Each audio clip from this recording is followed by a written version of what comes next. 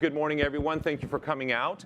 My name is Scott Porter. I'm a partner with EY, and I'm the director for the Entrepreneur of the Year program here in Greater Los Angeles. It's my pleasure this morning to introduce Brent Callinicos, who is the COO and CFO of Hyperloop One, based here in Los Angeles.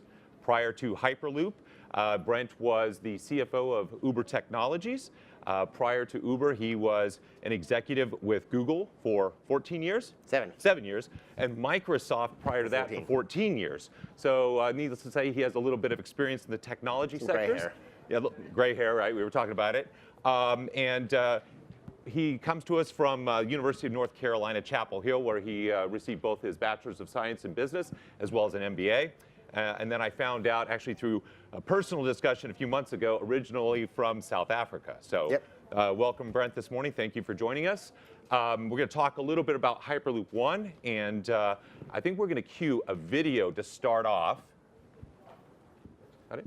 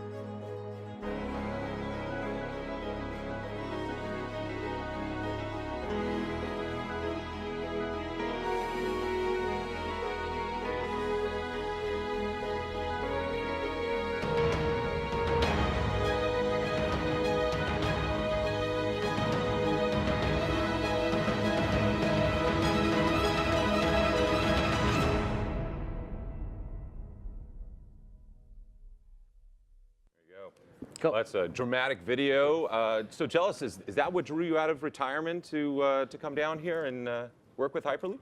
Yeah, and thanks for having me here today, guys, and thanks for the invite. As you mentioned, obviously been in tech for a long time, 14 years, 7 years, 2 years. There's a commonality. So what drew me out, I retired from Uber. And so the answer to that is there's a logical part and there's a serendipity part, I would say, to it. The logical part is, the areas that I'm drawn to, that sort of is part of my DNA at this point, certainly is disruptive companies. Microsoft was absolutely disruptive in its day. Obviously, Google, and Uber sort of speak for themselves. I love platform companies. They're very scalable. They have multiple revenue streams. I'm a finance guy after all.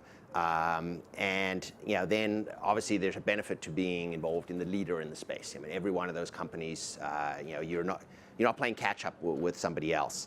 What isn't obvious about that and still falls in that logical camp is, and this will sound a little qualitative and an unusual thing for a finance person to say, but life is short. Being involved with something that is significant, is very important to me. And what isn't as obvious in my background, one of the things I did at Google is I also ran Google's green energy investing program. Now, we did it in a way that we made a lot of money, but we did a lot of good at the same time. I sit on the board of the company that owns Calvin Klein. I sit on the corporate responsibility subcommittee. So being involved in a company, and what I used to say when I did the green energy investment speeches was, the space where doing good and making money are not mutually exclusive is very scalable and very exciting to be involved in. So that was the logical part. It checked all the boxes for me, even though I was happily retired, happily an investor, needed a break after Uber. It was a little exhausting. I'm not very good at golf, so it turns out retirement wasn't sticky. But it checked the boxes for me, of all those things, of platform companies, disruptive leadership, as well as creating a societal benefit, not just green, but Took me 2 hours to get here today. I did the math. Hyperloop would be 8 minutes.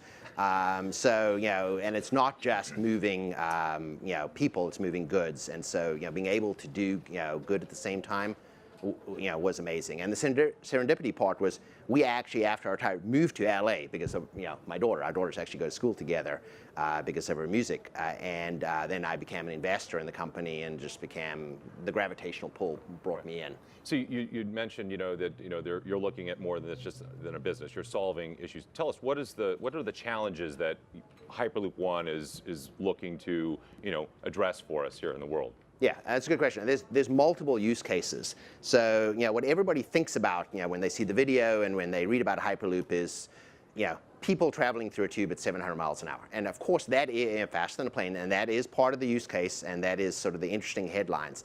But there's multiple use cases for this. It is, if you're in the Port of LA, everything is at capacity, whether it be railways, whether it be ports, whether it be airports, whether it be highways. So moving goods and moving people are the problems we're solving. And we have multiple, the ones that are announced around the world, whether it be Port of LA, whether it be port in Dubai, whether it be airports in the Netherlands, connecting airports so you don't have to build new runways, and moving people around in a way that takes traffic off the road. For anybody who lives in LA, how much better would it be if there was no port traffic, no trucks on the road? Now, you're not personally going through that tube, but the trucks no longer need to go through LA. The truckers are very happy to not have to pick up at the port. The port's very happy because they save billions of dollars and wear and tear on the roads, greenhouse gases. Those are tangential benefits, but very real. So the fact that there's all these multiple use cases makes it very exciting. Right, and so economic benefits, it takes the wear and tear off the roads.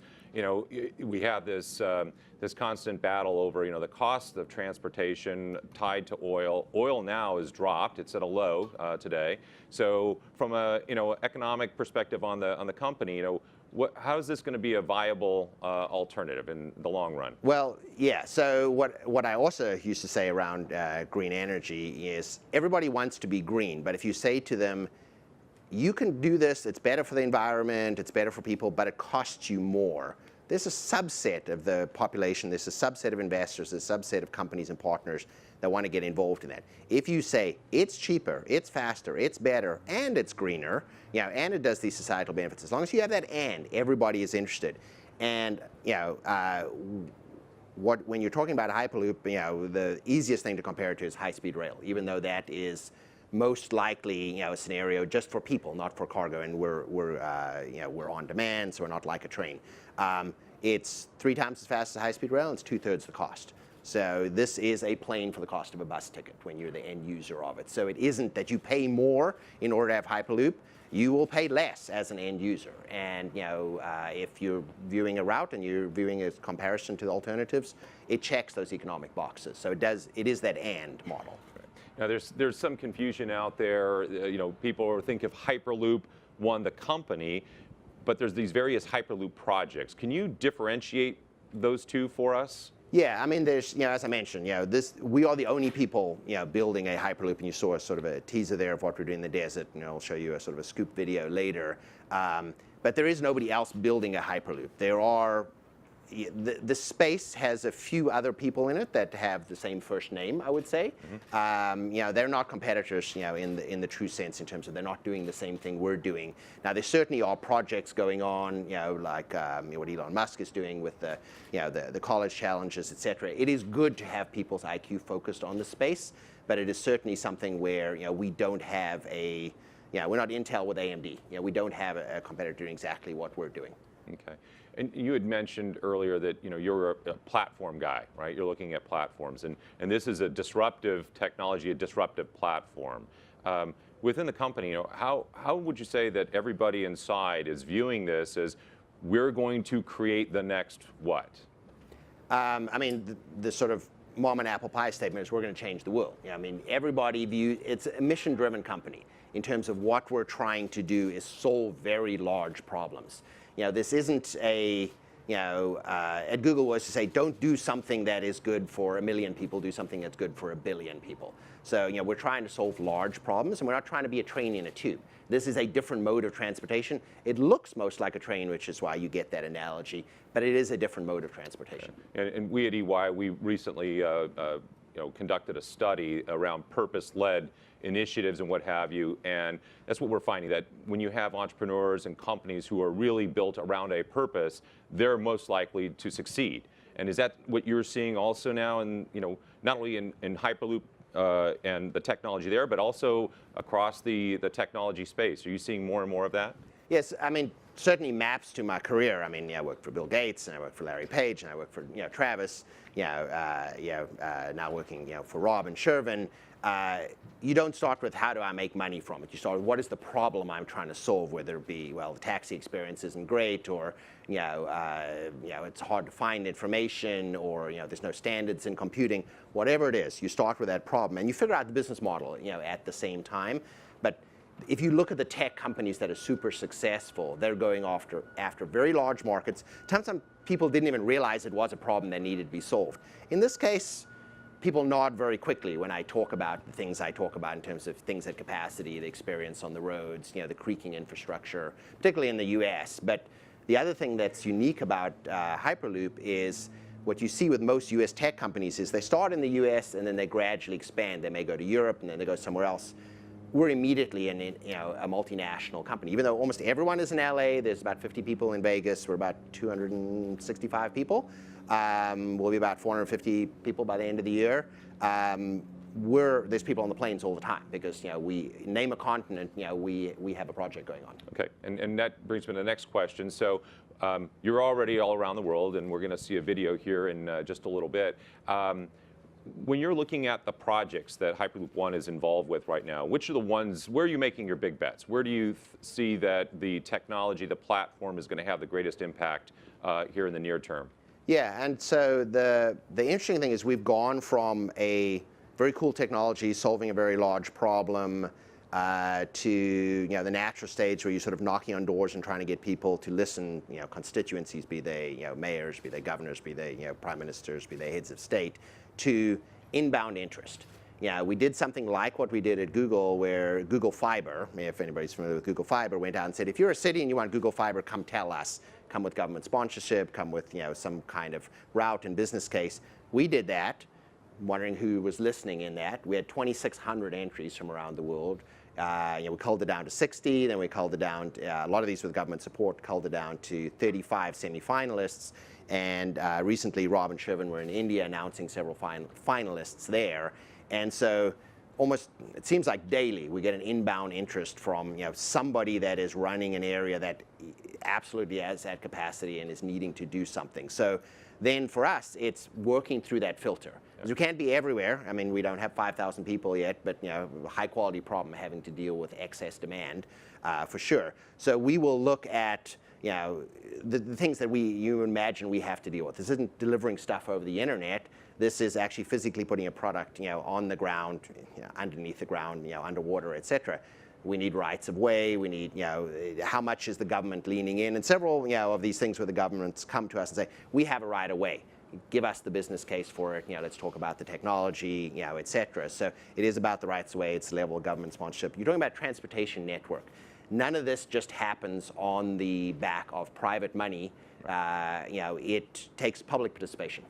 And do you see the willingness to accept this or adopt this platform here in the U.S.? Are we more willing here or less willing than what you're seeing around the globe?